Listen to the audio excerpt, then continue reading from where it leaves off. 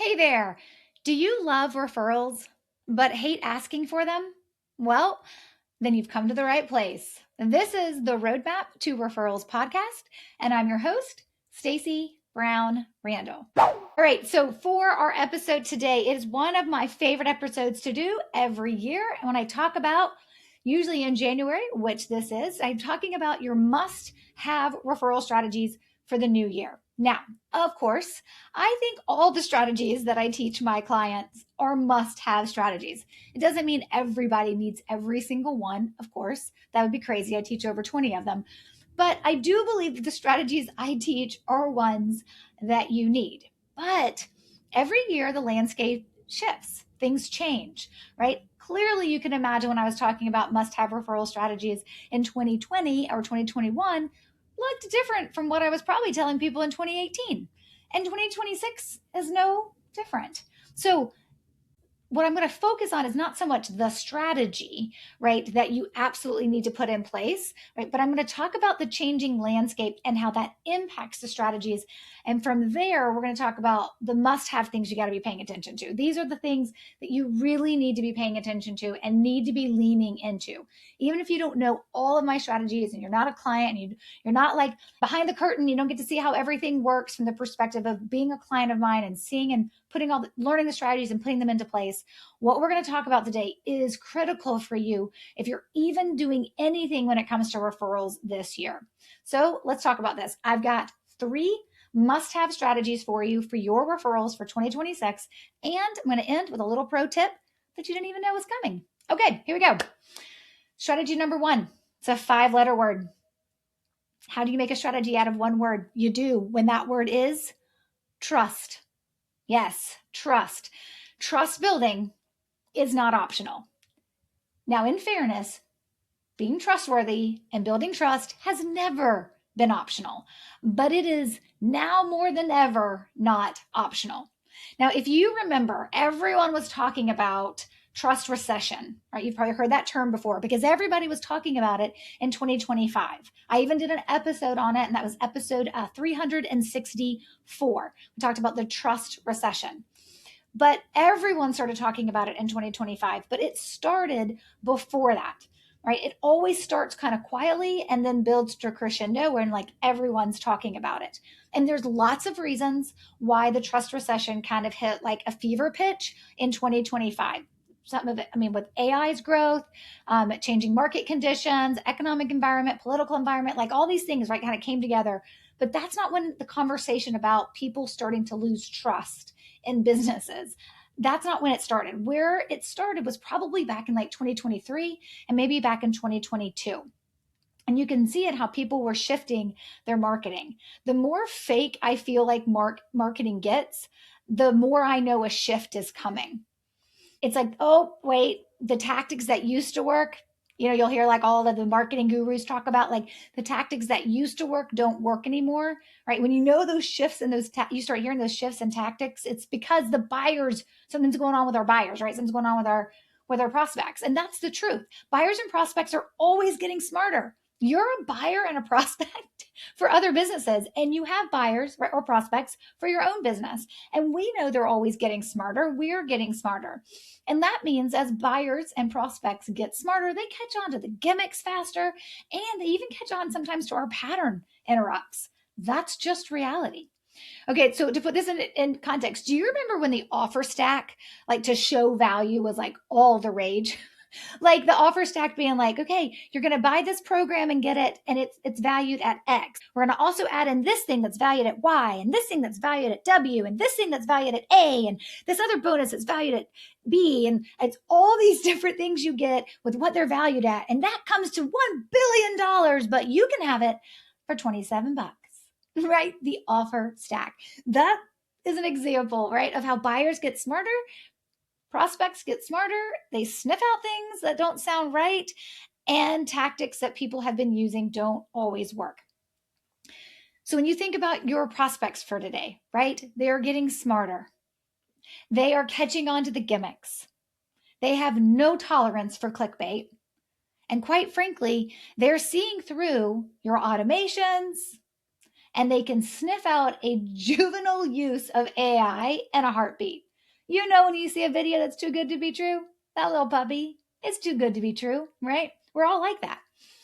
But here's what's most important for you to remember with your prospects of today. They're tired.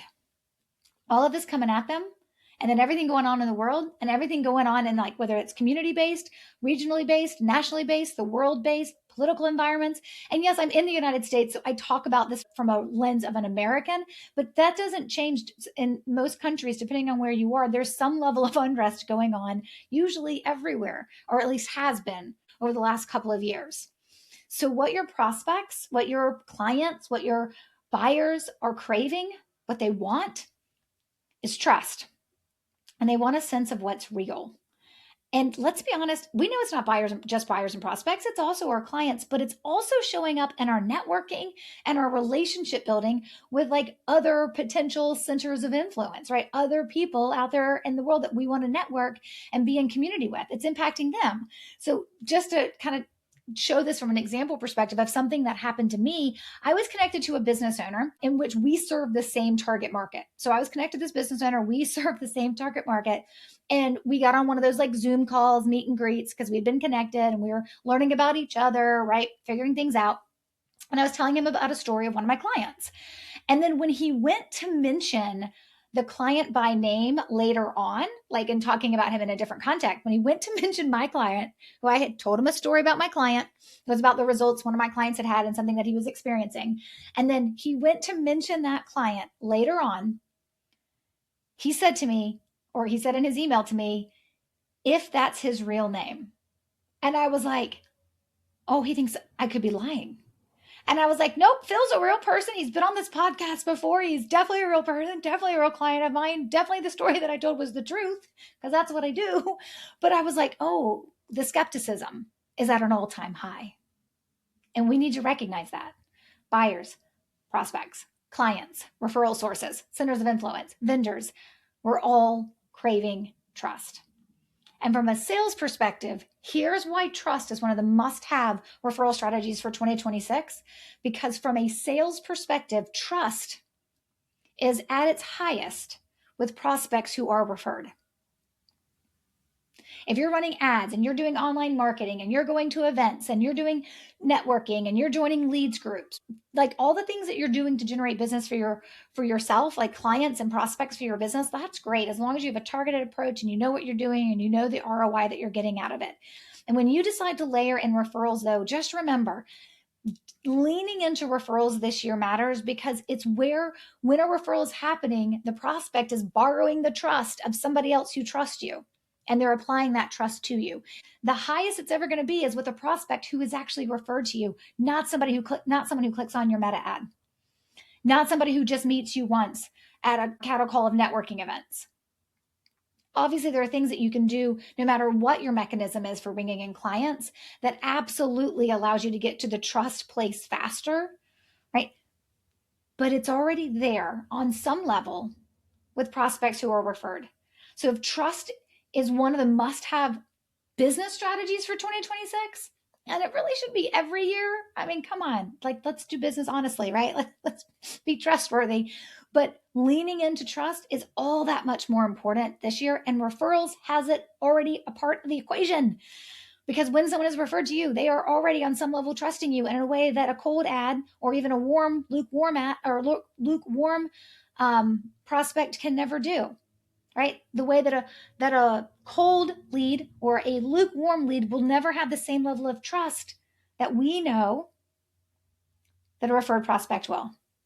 So lean into trust.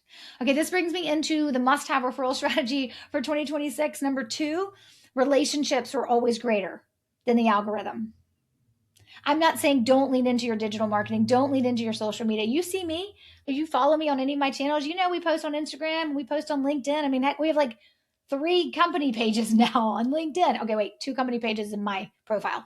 But like, I believe in leaning into other ways for people to find you. I believe the biggest piece of the pie, though, should come from referrals, right? Like practicing what I preach. And what that means to me is the relationships I'm building will always be bigger than the algorithms. And I need you to remember that this year.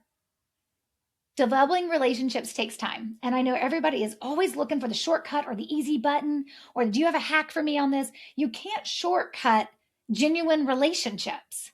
It doesn't work that way. You have to invest in them. So when I have strategies in place for my clients, and we have one that's a framework that's called the Running Five, Keeping Warm, like that's not like do it once and then forget about these people and think they're going to start referring you. That's not how it works. Relationships will always be greater than the algorithm. And that also may mean you have to be willing to put the time and energy in as well.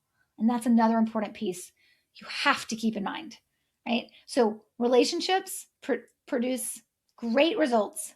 I think better results from an algorithm's perspective, right? I know there's tons of people who run their business on digital marketing strategies and they're crushing it, right? They have to generate a ton of leads to get the conversion they want, to get to the ideal clients they want, right?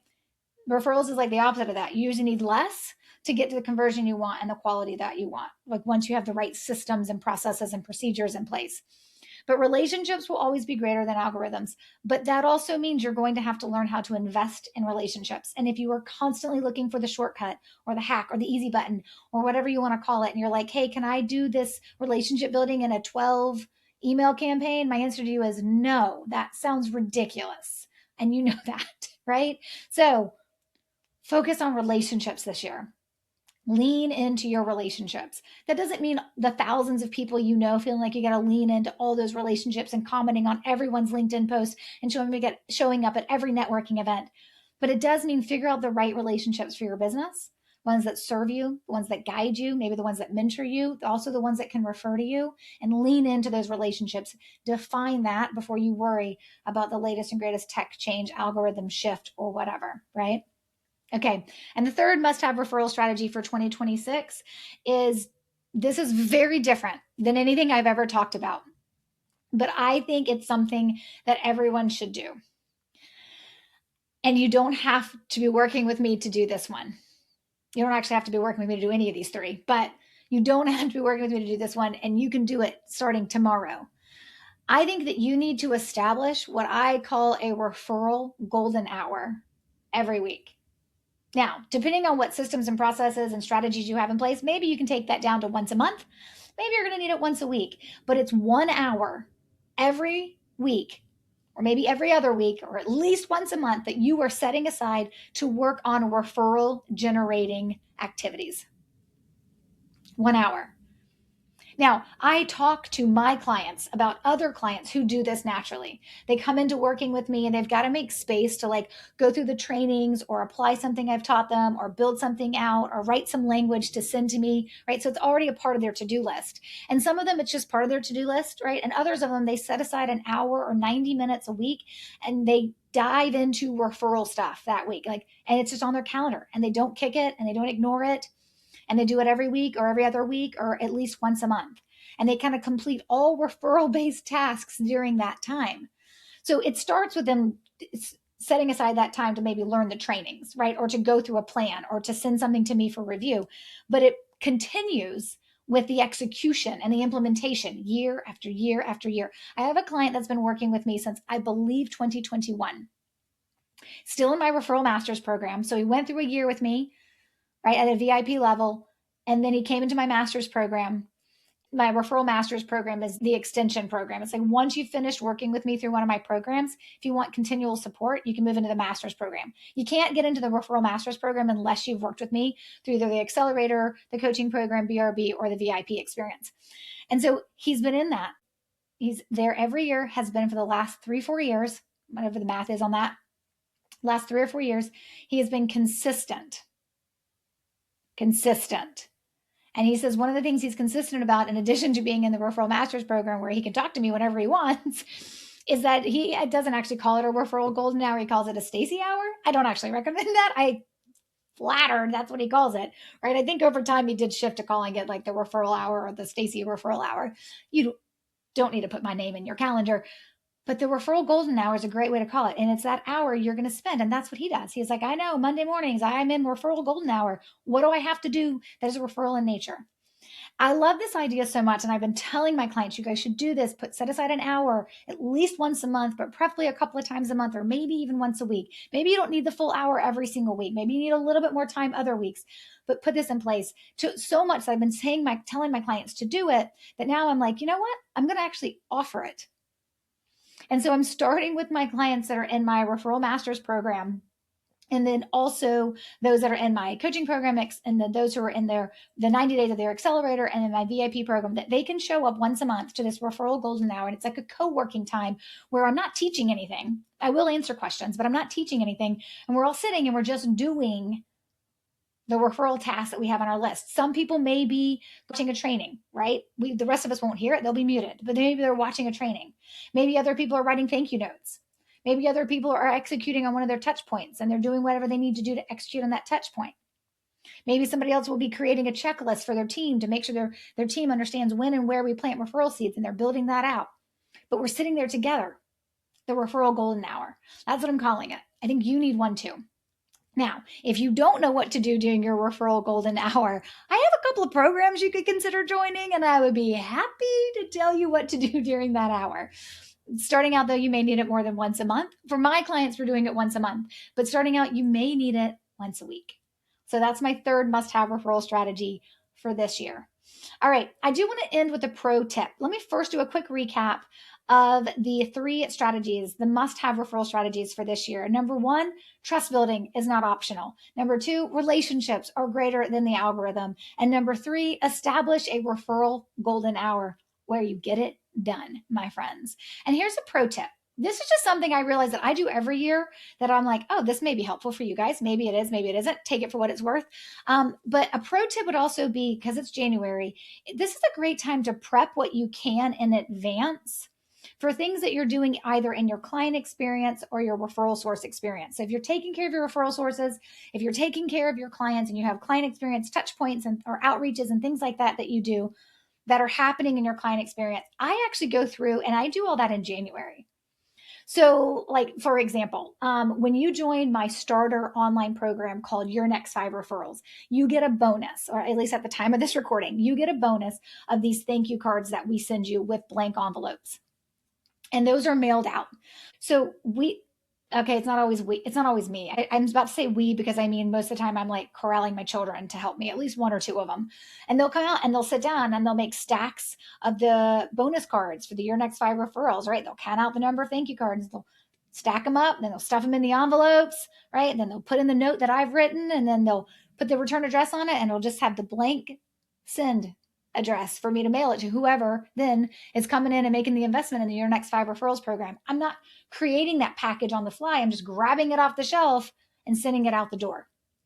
It's stamped, packaged, ready to go. You can do that, right? Maybe you won't make enough for the whole year, but maybe make enough for the first quarter, or do it by quarter, or do it by first half of the year, second half of the year, right? Do this between now and June, and then start it again in July, and do it July through December. If you know on average about how many people you're going to be working with, right? Like, we have goals, right? We set like goals around, hey, we want to bring X number of people into the coaching program, X number of people into Your Next 5 Referrals.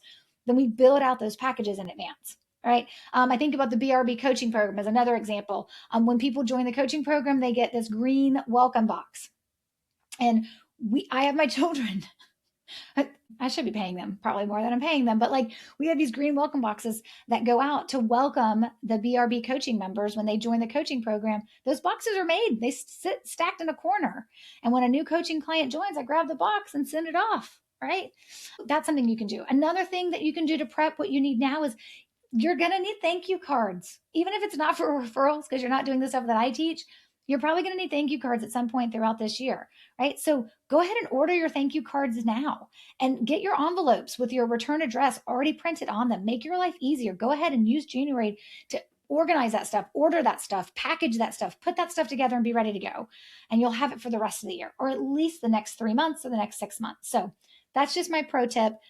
Prep in advance what you can, whether that's to a client experience touch point or referral source touch point. The only thing you can't do this for is if you're doing anything edible, because you can't buy something in January and think it's still going to be good in November when you go to mail it out, because it probably won't. So keep that in mind. Okay, so those are our 3 must-have referral strategies for 2026, plus a pro tip. You didn't know that was coming. I hope that you definitely have enjoyed this episode. I hope that you will lean into these strategies and that you will definitely think about how they will impact the rest of your year and helping you get the referrals that you deserve. You can access the transcripts for this episode and, of course, anything else that we've mentioned in the links below the video, plus any resources that I have shared. You can also find signups for our upcoming trainings that we have, free trainings that are going on, or webinars, or anything else that we're doing. You can always find those in the links below. But thanks for making it to the end. Until next week, take control of your referrals and build a referable business. Bye for now.